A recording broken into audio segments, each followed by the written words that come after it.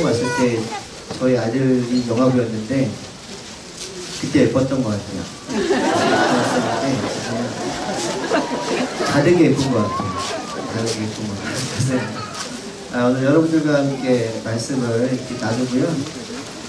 이번 여름경대에 저희가 함께 한 마음으로 어떻게 여름을 챙겨 나갈지에 대해서 이야기를 좀 나누도록 하겠습니다. 저는 오늘 교회에서 사진대회를 담당하고 있는 목사라고 하는데 하나님 그냥 PPT로 좀 띄워주시면 될 것 같고요. 저는 안 보이셔도 촬영만 그 올해 주제를 저희가 고민하다가 예수님의 이야기라는 제목으로 이야기를 나누려고 마음을 모았습니다. 이 시대에 필요한 성경의 수많은 이야기들이 있지만 특별히 예수님의 이야기를 가지고 이 시대 아이들에게 좀 들려줬으면 좋겠다라는 마음이 저 가운데 있었어요. 해주셔야 돼요. 제가 넘어갔는데.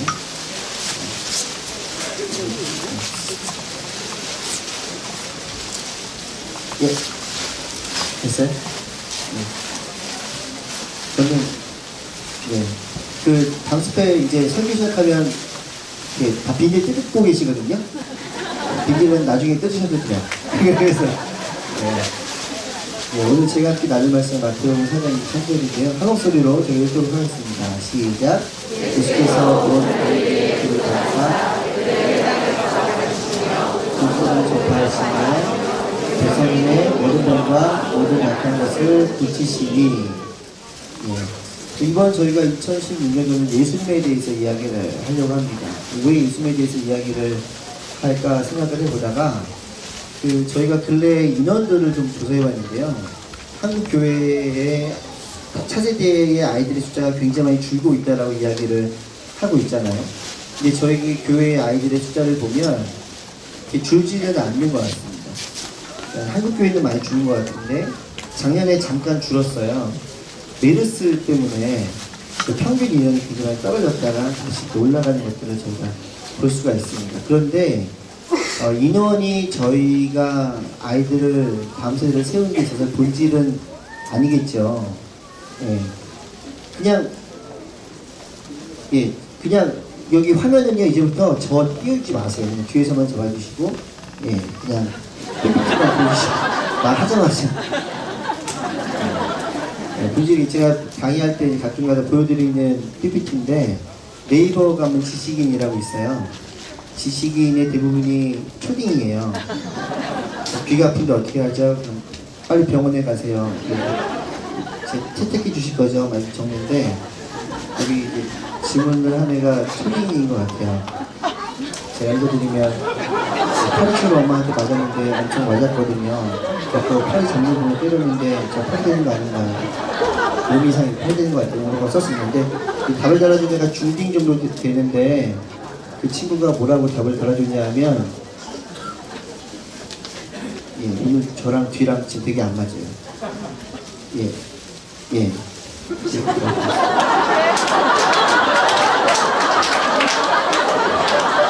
생각은 그렇지만 여기 보시면 질문자의 인사에 보면 그렇구나 이렇게 깨달음이 임합니다. 제가 이 말씀 왜 드리냐면 앞에 있는 애는 본질을 모르는 아이고 얘는 본질을 아는 아이입니다. 그래서 본질을 알면 목숨을 걸고 좀 지켜야 되는데 어떻게 보면은 다른 교회에서 오신 분들도 많겠지만 저희 교회 안에 있다 보면은 아이들이 늘 많기 때문에 아이들이 늘 많을 거라는 착각을 저희가 할 수가 있게 됩니다. 근데 이게 요 통계 자료 제가 이제 개별적인 교회들의 자료는 보여드릴 수가 없고요. 이거는 통합측 저희 오늘의 교회가 속해 있는 통합측 교단의 아이들의 숫자인데요. 2009년도에 보시는 것처럼 한 55만 8천 명 정도니까 굉장히 많은 아이들이 모였었는데 2014년도가 되면 42만 명으로 통계상 줍니다. 약 13만 명 정도가 주는 거예요. 볼 때는 그냥 그래프가 조금 줄었구나라고 볼 수 있는데 굉장히 많은 숫자가 실제로 줄고 있습니다. 이 줄고 있는 상황 속에서 우리가 이 시대를 어떻게 바라보고 또 우리가 어떻게 예수님의 이야기를 아이들에게 들려줘야 될까로도 좀 이렇게 강의식으로 말씀을 드리도록 할 텐데요. 왜 줄고 있냐를 많은 이유들을 이야기를 하지만 그냥 저는 이 시간에 4가지로 여러분들에게 말씀을 좀 드릴까 합니다. 첫 번째는 저출산이에요. 여러분 우리가 이미 아이들이 적게 태어나고 있는 것은 너무나도 잘 알고 있는 현상이고 사실입니다. 그러니까 저출산 옆에 제가 1이라고 쓰지 않고요 0이라고 썼어요. 이거는 뭐 첫 번째, 두 번째 이유가 아니고요. 그냥 아이들이 주는 숫자 자체가 아이들이 많이 태어나지 않기 때문에 줄고 있는 겁니다. 옆에 보면 2004년도와 이제 2013년도의 비교가 있는데요. 제가 조사한 건 아니고 그 장로회 신학대학교에 가면 박상진이라는 그 기독교 교육학과 교수님이 계시는데 교수님이 이제 발표하신 자료에 의하면 2014년도와 2013년도 그 10년을 딱 비교하면 2013년도에 10년 전에 비해서 학령기 인구, 그러니까 초등학교 1학년부터 고등학교 3학년까지 학령기 인구가 32.4%가 줄었다는 겁니다. 그냥 준 거예요. 근데 이때 동일시기에 교회 아이들의 숫자를 보면요 34.2%가 준 거예요.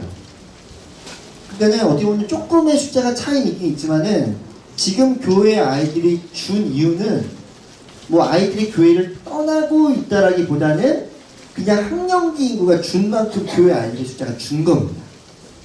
예, 우리는 막 아이들이 막 교회를 떠나고 있다고 막 소리를 지르는데 꼭 그렇지는 않아요. 그럼에도 불구하고 이제는 학령기 인구가 주는 것보다 교회에 있는 아이들의 숫자가 줄 확률이 훨씬 더 커진 상황 속에 있다라는 것입니다. 두 번째 이유를 볼까요, 그러면? 두 번째는 경쟁주의 세계관이 우리 아이들을 굉장히 어렵게 합니다. 그 어린이 청소년, 그 한국 어린이 청소년 행복지수라는 거를 이제 1년에 한 번씩 방정환 재단에서 OECD 국가들과 비교하면서 이렇게 발표를 하게 되는데요. 그 교육, 물질적 행복은 굉장히 중상위권입니다. 그런데 주관적 행복이 하위권이에요. 우리가 여러 가지 매체를 통해서 들었을 겁니다. 또 공부랑 입시에 대한 스트레스 때문에 뭐 갖고 있는 거, 누리고 있는 건 많지만 본인이 행복하다라고 아이들이 느끼지 못한다는 거예요. 어떻게 보면은 행복이 무엇인지에 대한 기준과 가치가 세워져야 되는 딱 그 시기에 아이들이 행복을 느끼지 못한다는 거예요. 어떤 애들이 행복한가 봤더니 어렸을 때 청소년 때 행복하고 행복의 가치를 아는 애들이 성인이 돼서도 행복합니다. 근데 어렸을 때 행복에 대한 가치관을 발견하지 못하면요 성인이 되어서 행복을 발견하기가 쉽지가 않아요. 근데 저 경쟁주의 세계관이 얼마나 무서운 거냐 하면 제가 이제 처음에 영암 3년 맡고 그 다음에 꿈땅 아동부 친구들을 맡다가 이제 청소년 친구들을 오랫동안 만났는데 청소년 아이들을 만나다 보면 아이들이 저를 만나서 하는 이야기들 중에 공부를 열심히 해야 된다고 말하는 친구들이 아주 많아요. 근데 스트레스를 아주 많이 받습니다. 제가 물어봐요. 왜 공부를 해야 되는데?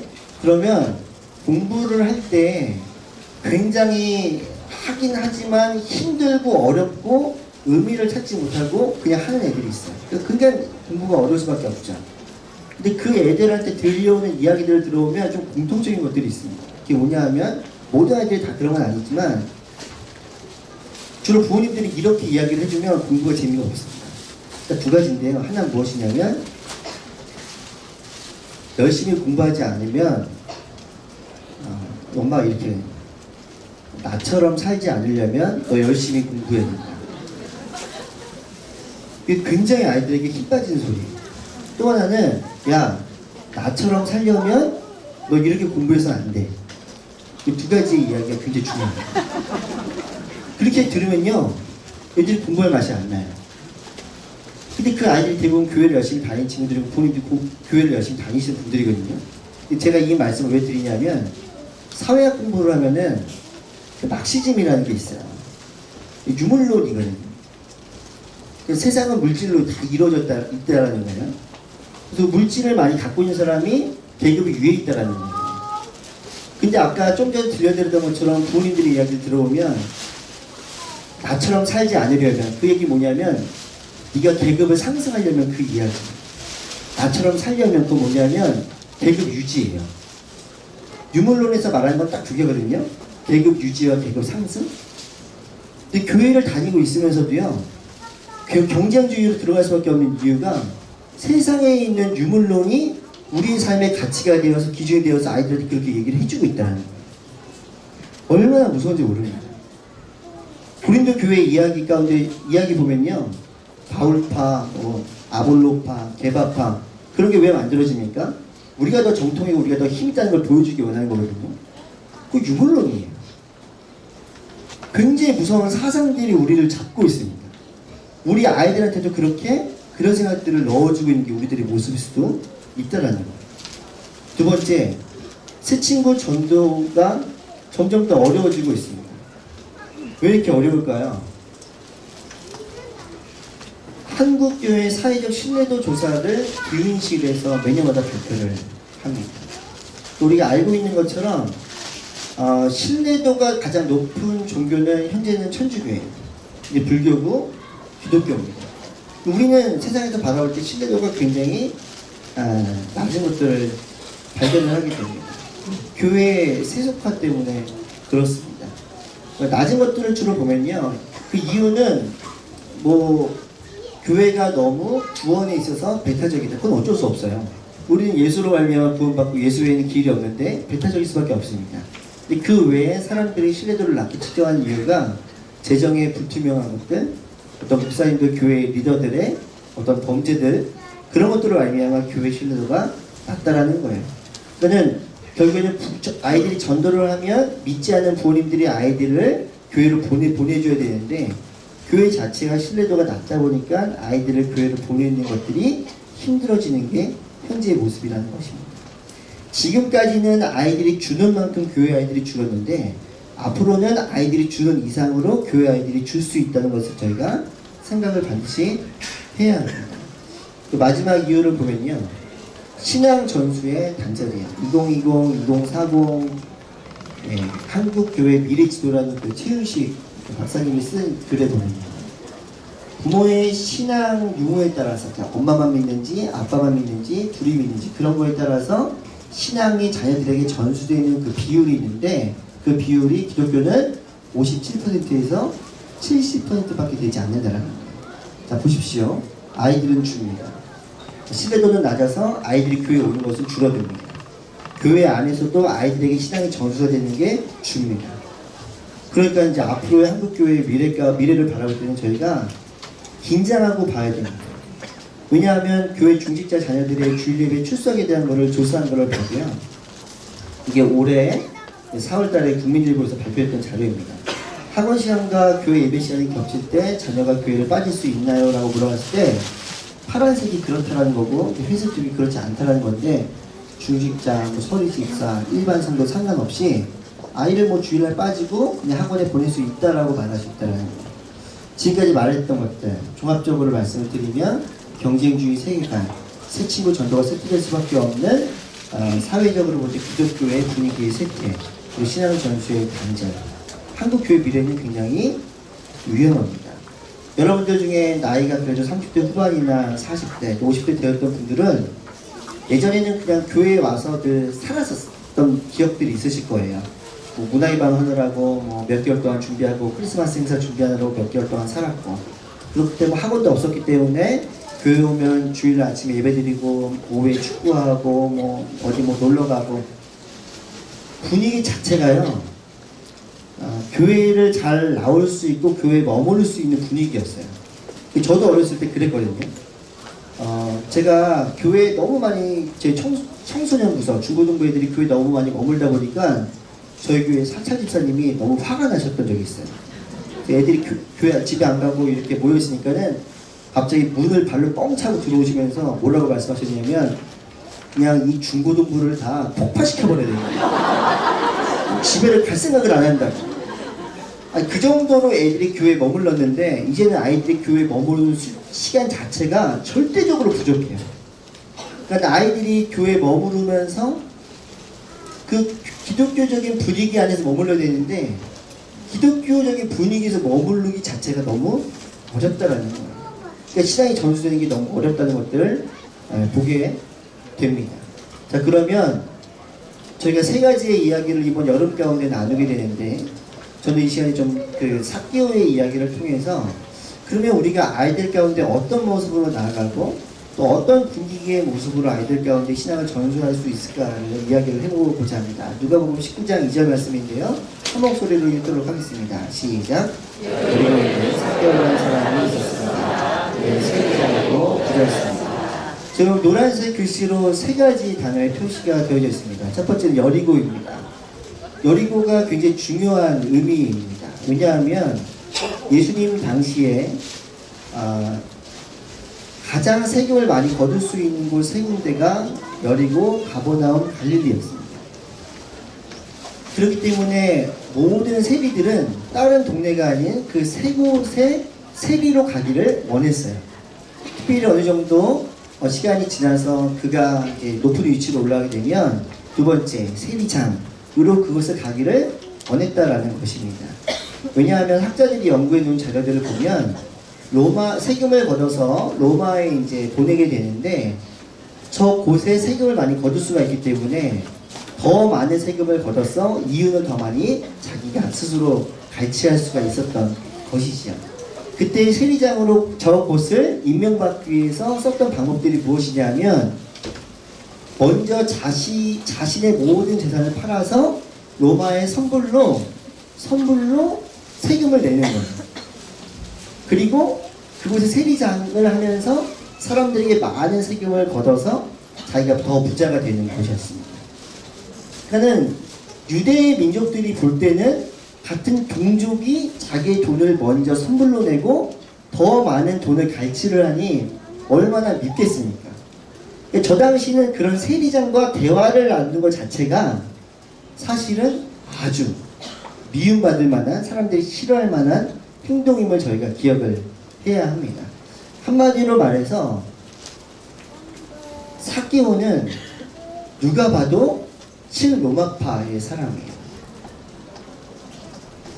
왜 그 사람이 친로마파가 되었을까? 성경에 따로 적혀있지는 않습니다. 근데 아마도 친로마파가 될 수밖에 없었던, 사개오가 그렇게밖에 될 수 없었던 이유가 있었을 거예요. 그런 집의 분위기에서 태어났던지, 아니면 어렸을 때 어떤 어려움을 겪으면서 내가 돈을 모아서 제대로 한번 다른 사람들에게 내 힘을 보여줘야 되겠다라고 생각을 했다든지 여러 가지 이유가 있었을 겁니다. 자, 간단하게 어떤 이유가 있었을까? 그 이유는 뭔가 있었을 것인데 말씀을 드리기 위해서 얼마 전에 개봉했던 암살이라는 영화에 대해서 제가 말씀을 드리고자 합니다. 이정재라는 배우가 염석진이라는 역할을 하면서 그 암살이라는 영화에서 친일파로 나온 것들을 보게 됩니다. 지금 장면은 반민특위라고 해서 반민족행위 특별조사위원회라는 게 열렸습니다. 거의 40년 정도 되는 그 일제 시기 가운데, 식민통치 시기 가운데 특별히 반민족 행위를 했던 사람들을 조사해서 처벌하려고 하였던 어떤 시기가 있었습니다. 물론 미 군정이 저 당시에 저것을 반대하면서 그냥 사라지게 되었는데요. 이정재라는 사람은 그 염석진 역할을 맡으면서 저 재판을 통해서 무죄를 선고받고 나오게 됩니다. 나오자마자 과거에 함께 암살을 하던 동료들에 의해서 살해를 당하면서 영화가 마무리되게 됩니다. 저 사람은 친일파 역할을 했죠. 저 사람은, 염석진이라는 사람은 그 독립군의 정보를 일본에 넘겨주는 역할을 합니다. 그리고 그 대가로 돈을 받습니다. 저 사람이 왜 저렇게 살게 되었을까? 저 사람에게도 아마도 이유가 있었을 겁니다. 네. 처음에 영화의 시작은 이 염석진이라는 사람이 일본 군인, 그 중에서 높은 간부를 암살하는 장면으로 이야기가 시작됩니다. 그런데 영화가 흘러가면서 저 사람이 친일파라는 것들을 저희는 알게 됩니다. 왜 그랬을까? 일본 장군을 암살하고 도망을 가다가 사람들에게 잡히게 됩니다. 그리고 종로경찰서에 그가 들어가게 됩니다. 그리고 온갖 고문을 당하고 옆에서 그 일을 함께하던 동료들이 고문과 함께 총살로 죽게 되는 그 장면들을 옆에서 듣게 되지요. 그러면서 일본 경찰이 염석진에게 이야기를 합니다. 네가 살리는 방법은 하나밖에 없다. 그것은 친일파가 되어서 독립군의 정보를 넘겨주는 것이었습니다. 한마디로 말하면 이 사람이 이렇게 살았던 것, 친일파로 살았던 것, 엄밀히 말하면 일본이 좋아서 그 행위를 한 것이 아니라 친자기파, 자기가 살고 자기를 사랑하기 때문에 그렇게 된 것입니다. 이것은 그냥 말세 때 일어나는 전형적인 현상입니다. 디모데후서 3장 2절 말씀을 저희가 한 목소리를 읽도록 하겠습니다. 시작. 사람들은 자기를 사랑하고 그를 사랑하고 잘난 척하고 교만하고 하나님을 모독하고 부모에게 순종하지 않고 감사할 줄 모르고 거룩하지 않고. 그냥 말세 때 살아가는 모든 사람, 하나님을 모르고 살아가는 모든 사람의 특징은 그냥 자기를 사랑한다라는 것입니다. 저희 첫째가 이제 중학교 1학년인데요. 중학교 1학년이 되면서 좀 바뀐 게 있다면, 예전에는 둘이 있으면 그렇게 이 아들이 저한테 얘기를 많이 했는데 이 이야기를 별로 안 한다는 거예요. 근데 이 아이가 멀리 충청도에서 학교를 다니는데요. 수요일마다 저에게 전화를 할 수가 있어요. 전화를 하면 특별히 할 말이 없습니다. 그리고 이 아이가 저한테 전화를 하고 싶어 하는 건 아니에요. 엄마가 하라 그래서 하는 겁니다. 아들인데 첫째 저에게 전화를 합니다. 제가 얘기를 하죠. 아들 잘 지냈어? 네. 그 정적이 이렇게 합니다. 특별한 일은 없었고, 네. 정적이 흐릅니다. 아들 아빠한테 하고 싶은 말 없어? 정적이 이렇게 흐릅니다. 근데 어느 날 갑자기 이 아이가 저한테 뭐 하고 싶은 말 없어? 그랬더니 생각났어요. 이 아빠의 마음이 이 아들이 할 말이 있다니까 얼마나 그 마음이 뿌듯합니까. 그래서 그래? 하고 싶은 말 있으면 좀 해봐.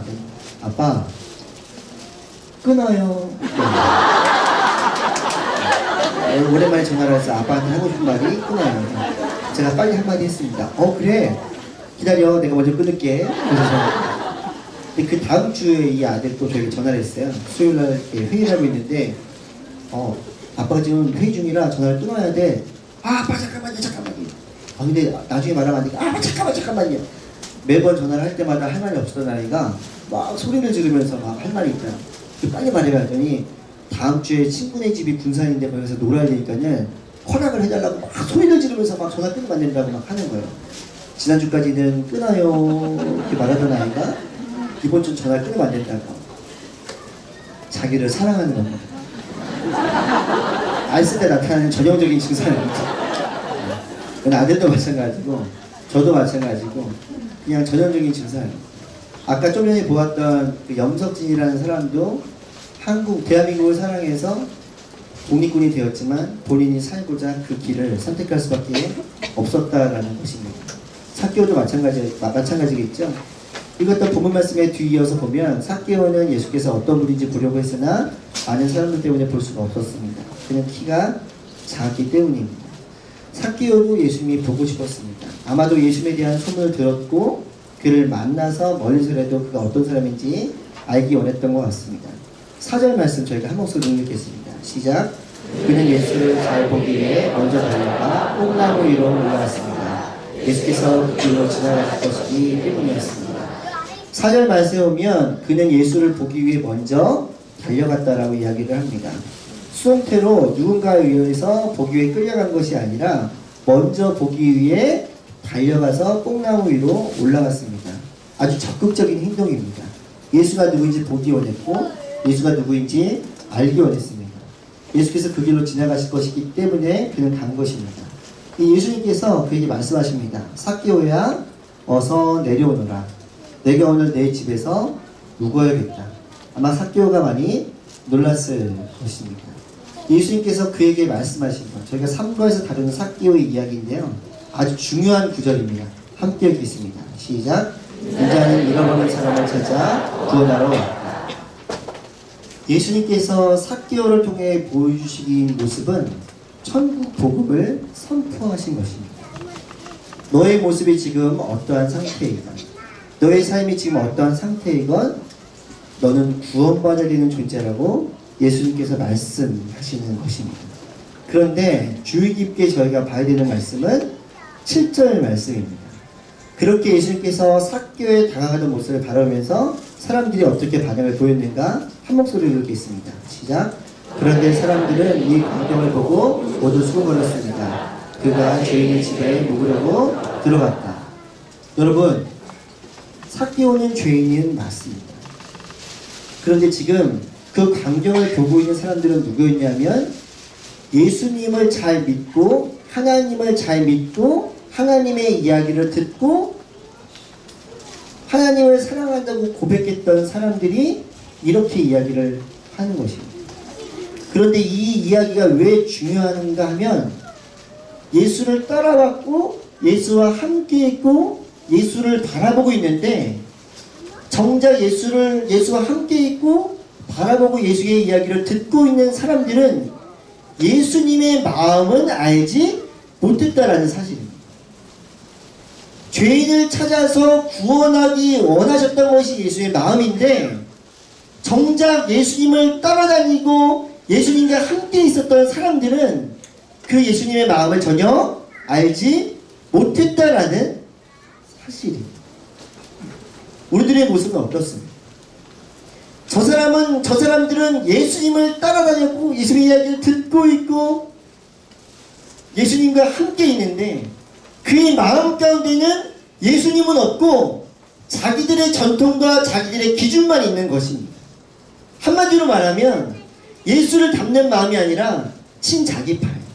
자기 안에 있는 기준, 자기 안에 있는 가치, 자기 안에 있는 자기의 본질, 그것이 더 중요하다고 생각했다는 사실. 굉장히 중요합니다.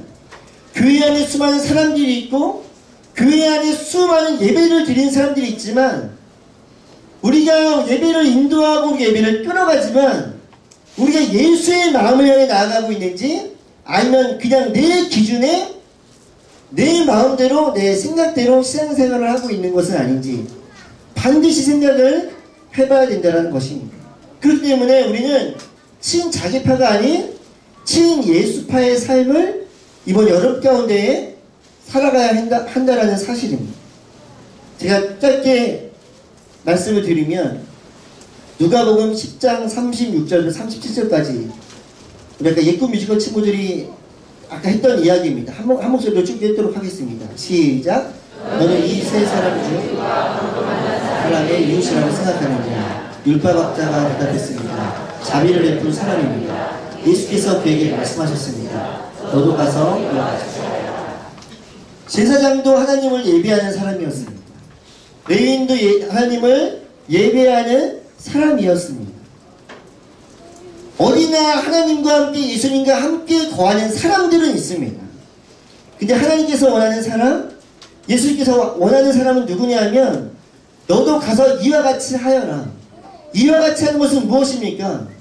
예수님처럼 살아가고 예수님처럼 행하는 사람을 하나님께서 원하신다라는 것입니다.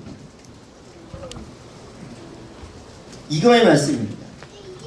중풍병자의 친구들을 4명의 친구가 데리고 오죠. 마가복음 2장 4절 말씀 함께 읽겠습니다. 시작.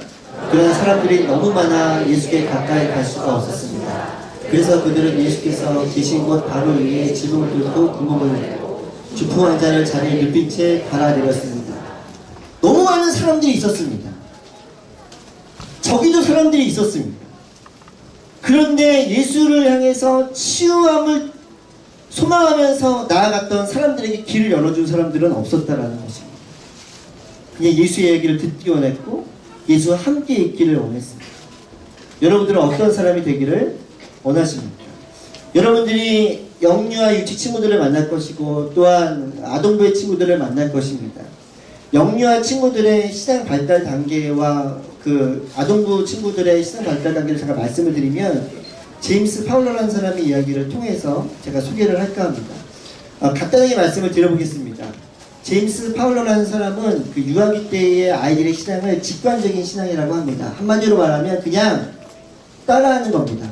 보면 따라하는 거예요. 제가 길게 설명을 드릴 수가 없기 때문에 저 때는 신앙 어떤 예배 중에 가장 중요한 것이 있다면 아이들로 하여금 느끼고 따라할 수 있게끔 아이들을 도와주는 겁니다. 제가 온누리교회 처음 왔을 때 잘 몰랐어요. 제가 영화부에 처음에 사역을 시작했을 때 이렇게 아이들이 예배를 오면은 선생님들이 막 옷도 예쁘게 입고 머리띠도 하고 막 아이들 얼굴에 막 손에 스티커도 붙여주고 그런 거 왜 붙여주나 막 그랬거든요. 들어올 때 헌금 내면 아이들한테 이렇게 손잡고 먼저 기도해 주시고 기도해 줄 때 이렇게 막 길게 기도하지 않으시잖아요. 하나님 한 주 동안 이 아이들이 지었던 죄, 알고 지었던 죄, 뭐 이렇게 기도하지 않으시잖아요. 그리고 들어오면 선생님들이 아이들을 무릎에 앉히고 기도해 주시고 또 교회를 떠날 때 무릎에 앉히고 기도해 주시거든요. 혹시 영유아의 주 때 교회 다니시면서 막 들었던 말씀들이 막 기억나는 분 계십니까? 별로 없어요. 물론 말씀을 저희는 당연히 아이들에게 알려줘야 되는데 영유아유치 직관적인 신앙의 아이들한테 제일 중요한 것이 무엇이냐면 사랑해주는 선생님들이 필요합니다. 어떻게 보면 말씀을 재미있게 들려주는 것보다 더 중요한 게 말씀을 들려주는 사람의 표정이 훨씬 더 중요할 수도 있습니다. 교회를 들어올 때 선생님들이 환영해주는 분위기, 기도해주는 분위기, 아름다운 예배의 분위기가 아이들 마음 가운데 교회 이미지로 남고 또 신앙의 이미지로 남는다는 거예요. 두 번째, 어린이들은 문자적 신앙이에요. 원래 문자적 신화적 신앙인데 이때는 성경을 들려주는 사람이 너무 중요합니다. 그냥 성경을 재미있게 들려주는 사람이 너무 필요해요. 그러니까 저 어렸을 때는 유치부 때부터라고 보시면 돼요. 유치부 때부터 한 사춘기 들어가기 전 5학년, 4학년, 5학년 때까지 할머니들이 들려주는 밤에 들려주는 옛날의 이야기를 너무 재미있게 듣잖아요. 성경을 재미있게 들리기 너무 중요합니다. 이렇게 살아야 돼, 저렇게 살아야 돼 라는 이야기보다 성경을 재밌게 들려주는 사람이 아주 중요합니다. 청소년기에 올라오면요, 종합적, 이습적 신앙이라고 하는데요. 종합적 신앙은 따라했던 신앙, 느꼈던 신앙, 그리고 들었던 성경의 이야기. 플러스 인습적이라는 건 뭐냐면 내 주변에 있는 크리스찬들이 그렇게 살아가고 있는지 두 개가 합쳐져요. 그런데 어렸을 때 아무리 잘 느꼈고 잘 따라했고 아무리 잘 이야기를 들었다 할지라도 주변에 있는 사람들의 크리스찬의 모습들이 별로 크리스찬의 모습이 아니라고 느끼잖아요. 그러면 크리스찬의 신앙은 그렇게 중요한 게 아니네 라고 생각하고 교회를 열심히 안 다닐 수도 있고 교회를 떠날 수도 있어요. 그래서 그때 제일 중요한 사람은 누구냐면요, 성경대로 사는 사람이 너무 중요합니다. 성경대로 사는 크리스찬의 본을 보여주는 사람의 삶이 너무 중요해요. 그러면 어느 순간에 저런 사람들이 만들어집니까? 그렇지 않죠? 어릴 때부터 주변에 수많은 사람들이 그 모습을 보여줘야 돼요. 정말 믿음대로 사는 것이 무엇인지를 아이들로 하여금 보여줘야 됩니다. 성경대로 살기가 어렵다면 성경대로 살기 위해 노력하는 모습이라도 보여줘야 된다는 거예요. 너무 중요해요. 청소년 때 부모님이 만약에 교회를 안 다니시는데 혼자 교회를 다니잖아요. 그러면 아이들이 우리 부모님도 교회 다니면 저런 신앙을 가질 수 있을 텐데 그 굉장히 이상적인 크리스찬을 그려요. 그리고 굉장히 헌신에게 막 섬기는 아이들이 많습니다. 그런데 어릴 때부터 교회는 다녔고 엄마 아빠가 교회는 다니는데 엄마 아빠가 신앙이 굉장히 세속적이에요. 그냥 세상에 살아가는 방법대로 그냥 살아가. 그럼 그 아이는 크리스찬의 신앙을 굉장히 의미 있게 볼 가능성이 높습니다. 그래서 저희가 굉장히 조심하고 굉장히 마음을 잡고 살아가야 된다는 사실입니다. 제가 지금까지 말씀을 드린 것 정리를 드리면 우리는 예수 곁에 머무는 사람, 예수 곁에서 예수의 이야기를 듣는 사람, 예수 곁에서 그냥 예수를 바라보는 사람이 아니라 예수처럼 살아가는 이야기를 오늘 이 순간에 만들어가야 된다는 이야기입니다. 호리스 부시넬이라는 사람이 기독교적 양육이라는 아주 오래전 사람입니다. 그 책에 이렇게 이야기를 했습니다. 제가 읽어드리도록 하겠습니다. 말로만 가르치는 것이 아니라 삶이 그리스도에 대한 해석이 됨으로써 그리스도를 가르친다면 우리는 이에 대해 더욱 확신할 것이다. 어린이들이 많은 설교를 들을 때 신실하게 배운다는 개념은 빈약하고 비실용적인 개념이다. 그리스도를 가르치고자 한다면 반드시 그리스도처럼 되어야 한다. 우리의 행위와 인격적 분위기에서 그리스도의 향기가 나는 것보다 더 나은 복음은 없다. 복음은 예수 그리스도입니다. 복음을 알려주는 제일 좋은 방법은 성경의 이야기를 들려주기 이전에 우리가 먼저 그리스도처럼 살아가야 된다는 사실입니다.